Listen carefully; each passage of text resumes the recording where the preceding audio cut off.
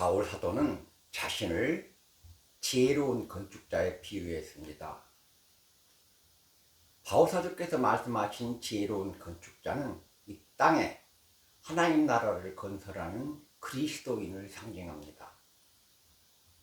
그리스도인은 이 땅에 하나님 나라를 건설하는 지혜로운 건축자가 되어야 한다는 뜻입니다.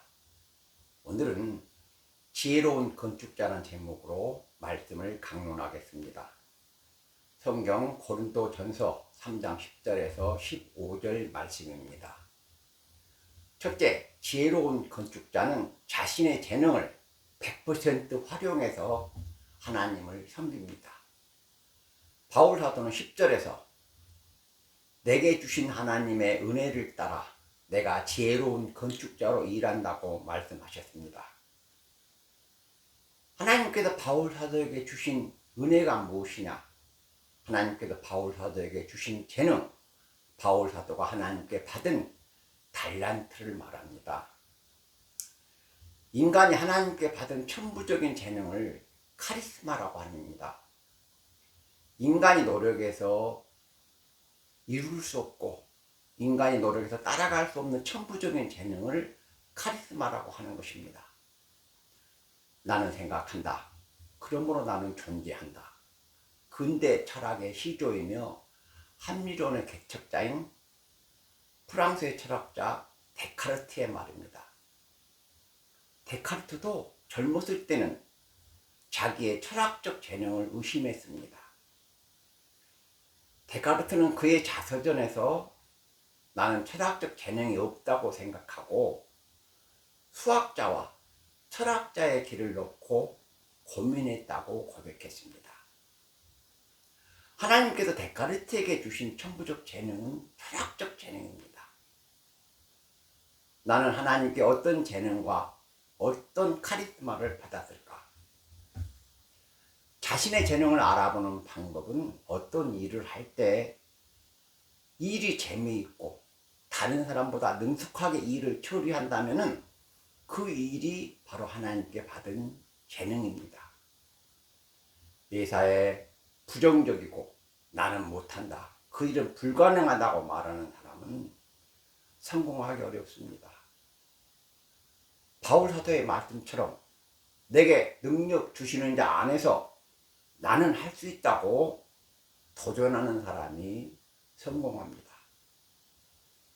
그리스도인은 나는 할 수 있다는 긍정적인 생각을 가지고 도전하는 사람이 되어야 합니다. 지혜로운 건축자는 자신의 재능을 100% 활용하며 일을 능숙하게 처리하는 사람이라고 말씀드렸습니다. 그리스도인은 자신의 재능을 100% 활용하고 일을 능숙하게 처리하는 지혜로운 건축자가 되어야 한다는 것을 기억하시기 바랍니다. 둘째, 지혜로운 건축자는 예수 그리스도라는 진리의 터 위에 신앙과 인생을 건축합니다. 바울 사도는 11절에서 이 닦아둔 것 외에 능히 다른 터를 닦아둘 자가 없으니 이 터는 곧 예수 그리스도라고 말씀하셨습니다. 바울 사도가 말씀하신 닦아둔 터는 신앙과 진리의 터인 예수 그리스도를 상징합니다. 교회는 예수 그리스도를 구세주로 믿는 신앙 고백 위에 세워져야 한다는 뜻입니다. 예수 그리스도를 구세주로 믿지 않는 교회는 기독교가 아닙니다. 기독교와 이단을 나누는 기준과 근거가 무엇이냐? 예수 그리스도를 구세주로 인정하지 않으면 이단이고 예수 그리스도를 믿음으로 구원을 받는 이신청의 교리 외에 구원의 조건으로 율법이나 행위나 안식일 준수 같은 것을 강조하면 이단으로 규정합니다. 고린도 교회는 은사와 신비한 체험을 강조하고 거기에 빠져 있었습니다. 방언이나 예언이나 병 고치는 은사는 신앙에 유익을 주고 복음을 전파하기 위한 수단으로 주셨습니다. 은사를 위해 말씀을 주신 것이 아니라 말씀을 전파하기 위해 은사를 주신 것입니다. 그러나 고린도 교회는 말씀보다 은사와 체험을 강조했습니다.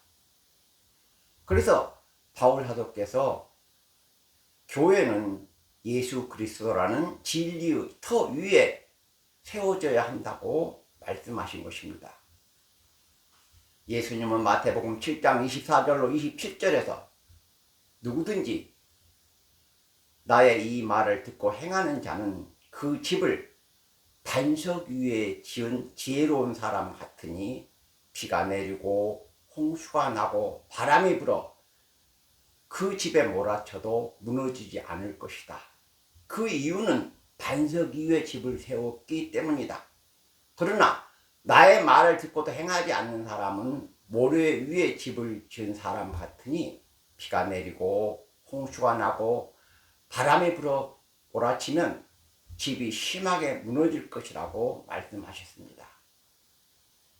예수님 말씀에 순종하면 성공하지만 예수님 말씀에 불순종하면 실패한다는 말씀입니다.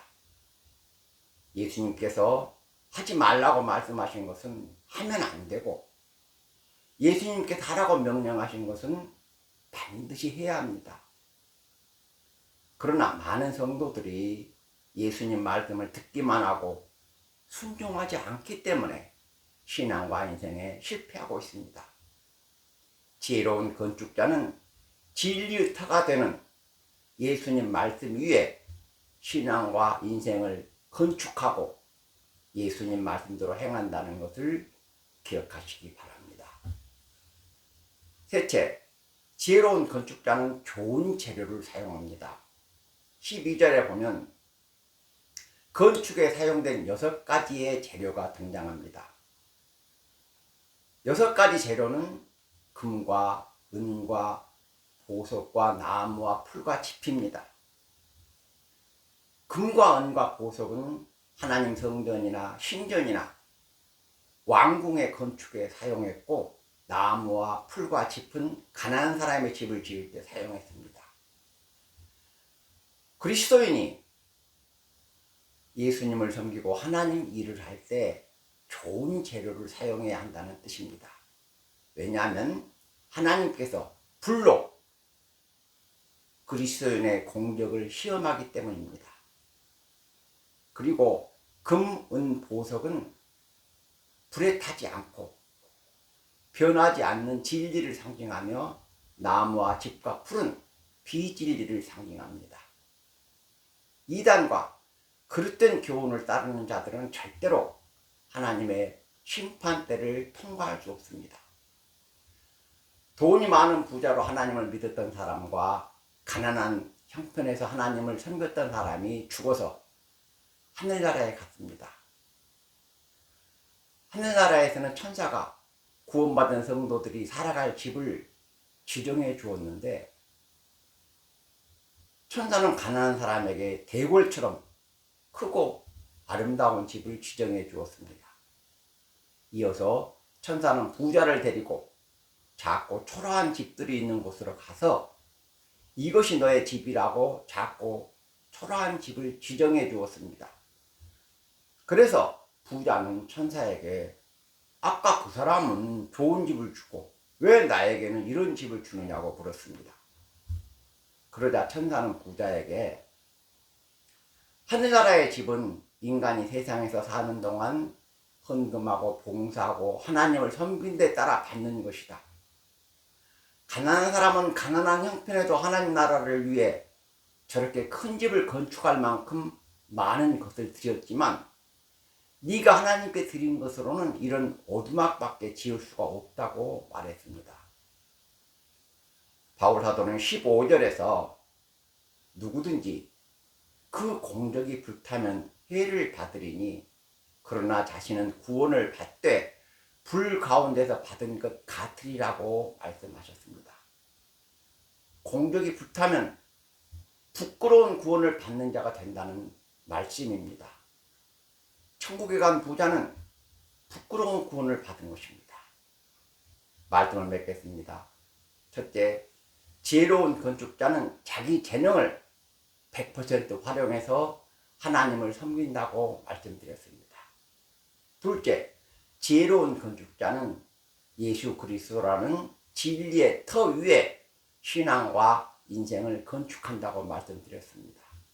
셋째, 지혜로운 건축자는 하나님을 위해 좋은 재료를 사용한다고 말씀드렸습니다.